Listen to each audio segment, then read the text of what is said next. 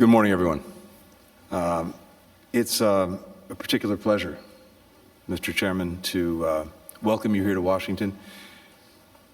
After 2 long years of COVID delays, we are finally together, and it is a great pleasure. Je me réjouis vraiment de vous retrouver I'm very happy to meet with you in person, face-to-face, for these meetings, which are of great importance for us and for you. This high-level dialogue and elevating our partnership with countries and institutions throughout Africa, because we believe that on the most urgent challenges that we face, as well as the opportunities we have before us, Africa will make the difference.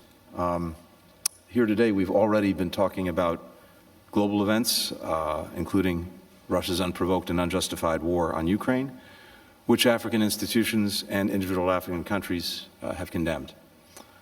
When I had a chance to visit Kenya, Nigeria, and Senegal in November, I laid out 5 areas where our countries and people's interests align very powerfully: democracy, peace, security, inclusive economic growth, the climate crisis, and global health security.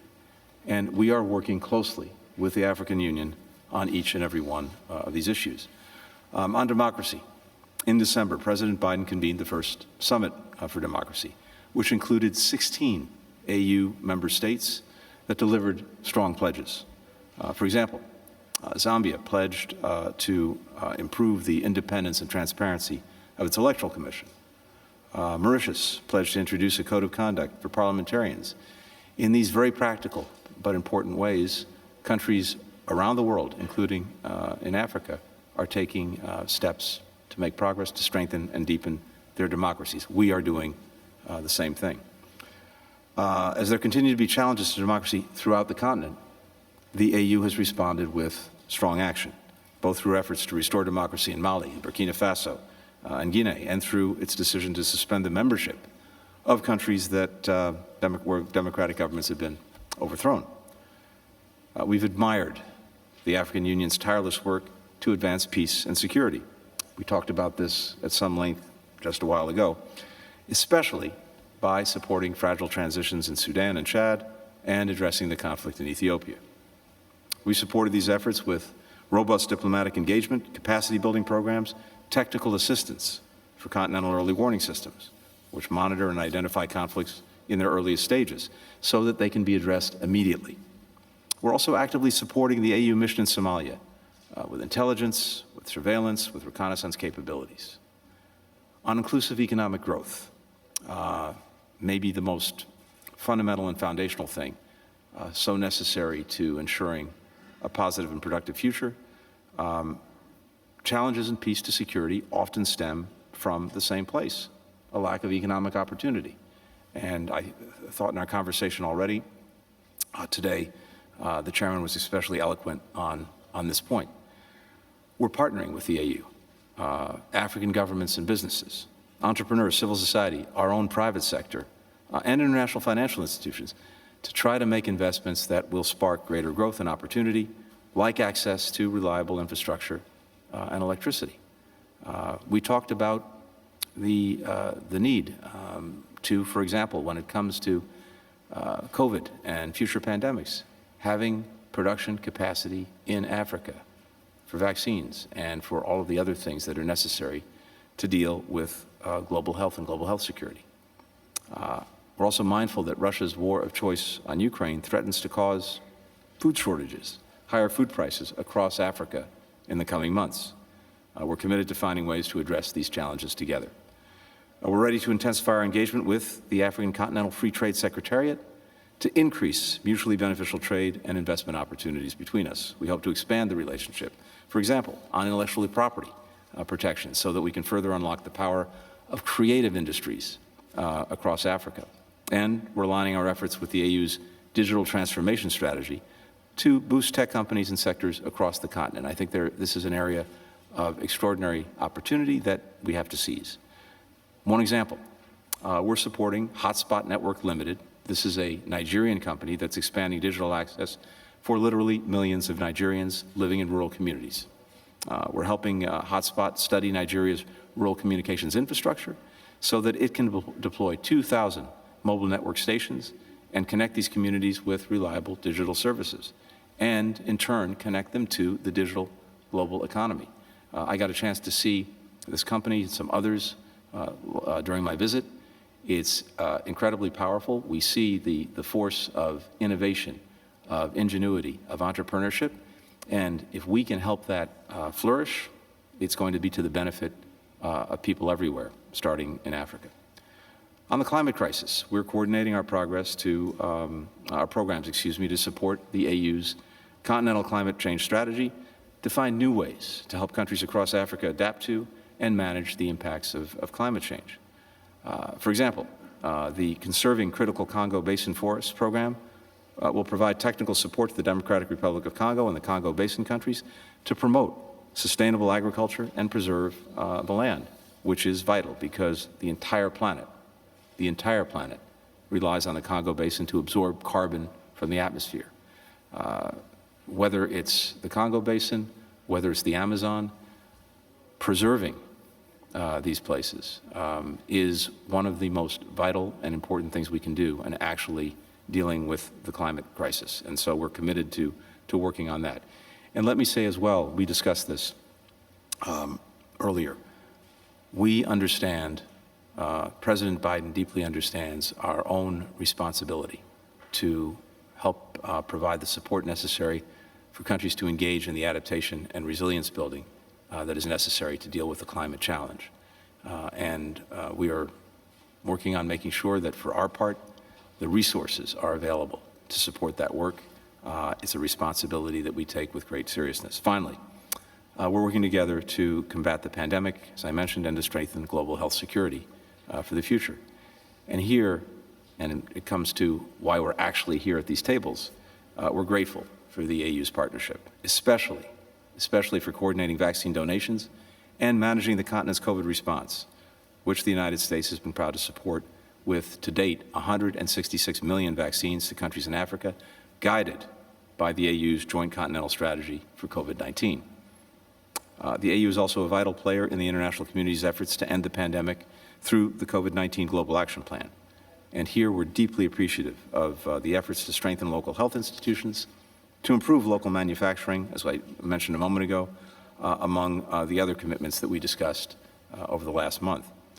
Earlier this week, we saw an example of what's possible when we work together.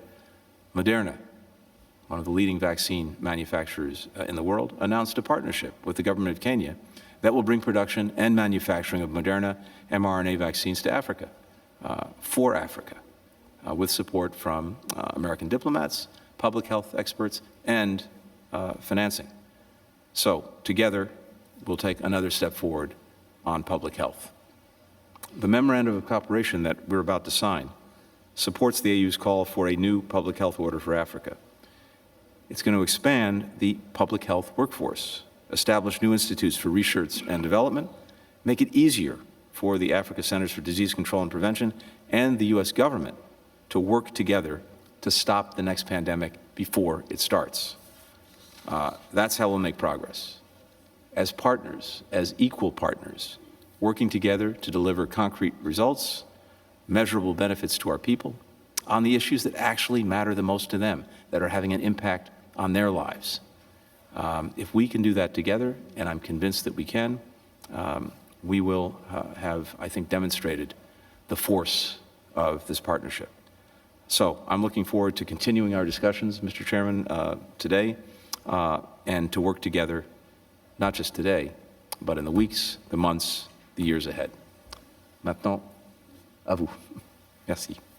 And now you have the floor. Merci, Thank you. Thank you, Secretary of State. Ladies and gentlemen, I want to thank, first of all, Secretary of State Antony Blinken for having convened this high-level dialogue between the African Union and the United States, despite the very tight and very busy schedule. You just came back from a very lengthy tour of Europe and with the problem of Ukraine, which is very regrettable. Mr. Secretary of State, the partnership between the United States and the African Union is a long-standing one and start producing results. Today, the themes that we have retained for this exchange of views on 4 areas, which is at the same time a challenge and an opportunity: peace and security and governance, particularly on the African continent, the priority. In addition to the local endogenous problems that is like a transition towards greater democracy, more justice, in fact has been also accompanied by a phenomenon of terrorism and violent extremism, which starts gaining ground and destabilize member states, and in fact it is even making democracy sort of a retreat. If you look at West Africa, where 2, 3, 4 coups d'etat have taken place, and the justification for these coups d'etat, which is fallacious, that the civilian regimes are not capable of ensuring security, and therefore the military regime can, which is naturally not true. So it is a priority of the African continent because on it depends the rest, and it is for this reason, and on the basis of our own architecture of peace and security, the architecture of governance, we at the level of the Commission of the African Union, the regional economic communities, the member states, and all our partners, we are working on this. We want a stronger commitment of the international community to help Africa to fight against terrorism and violent extremism, which everybody knows are threats to peace and security. Mr. Secretary of State, this is the responsibility of the UN Security Council of the United Nations. We are trying to analyze in order to take stock of what is being done in the Sahel with the United Nations.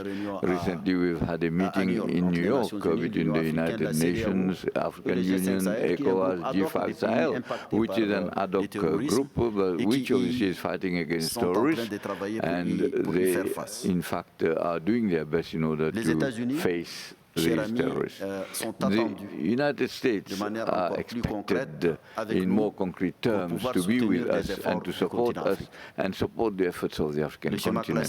The traditional patterns with the intervention of foreign forces have not produced its results. Africa is ready to mobilize its troops.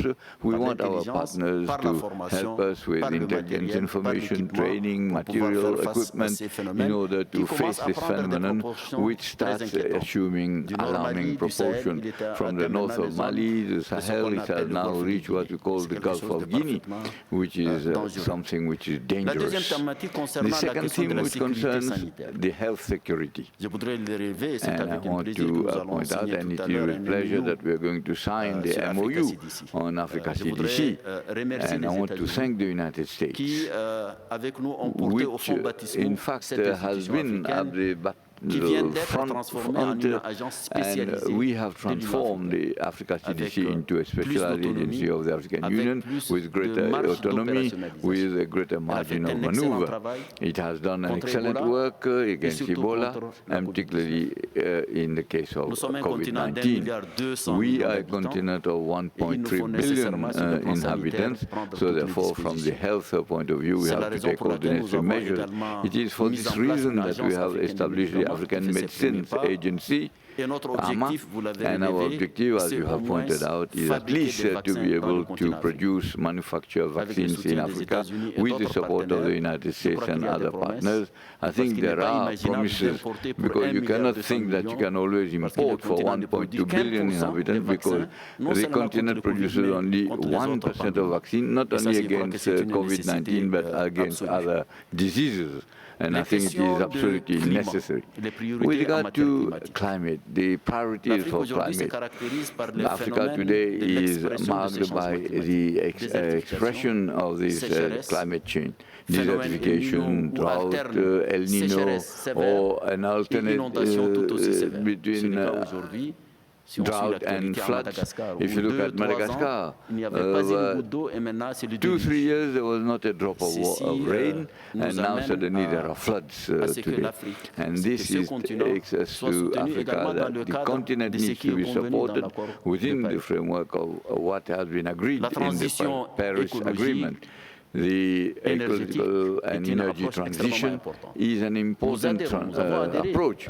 We have adhered to the Paris Agreement, but we need to support and help the African continent to adapt. 600 million Africans don't even know what is electricity. Now, what you call ecological transition has no meaning for them, has no sense for them.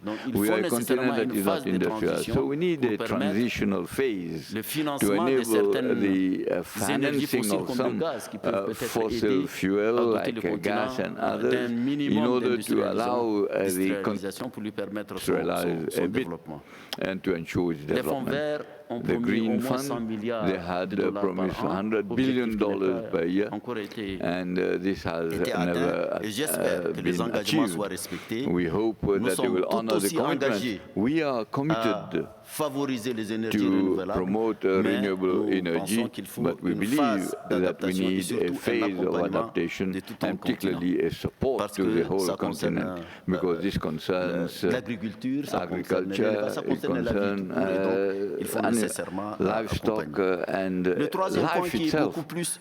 So this is a question of development and trade and investment is more of an opportunity. Mr. Secretary of State, AGOA was a good thing, and maybe it has to be expanded and maybe deepened, but I believe that the old, present and future relations with the United States and Africa demand that we go beyond AGOA. A continent of 30 million square kilometers with huge resources, natural resources, with young population, women who are in majority and are very enterprising, need to be supported and need investments. We have removed from our vocabulary this development aid. What we want is investment and support the continent so that these economically active forces can improve the living conditions, and I'm sure that the Americans, operators, economic operators and entrepreneurs will find fertile ground for them. And I know that the United States are doing many things and of quality. The program, the Agenda 2063, which is our guiding principle, and its objective can be summarized into integration, prosperity, and peace. So the work that we are doing should be supported by our friends, our partners, the United States, and we are ready, Mr. Secretary of State, to work with the United States in all these different areas for a world of peace, stability, and I believe that the current situation should remind us that if the world doesn't work together, if the values on which we have built international organizations like the United Nations are not respected, then obviously we will be going backwards, and it is not to be excluded. I thank you.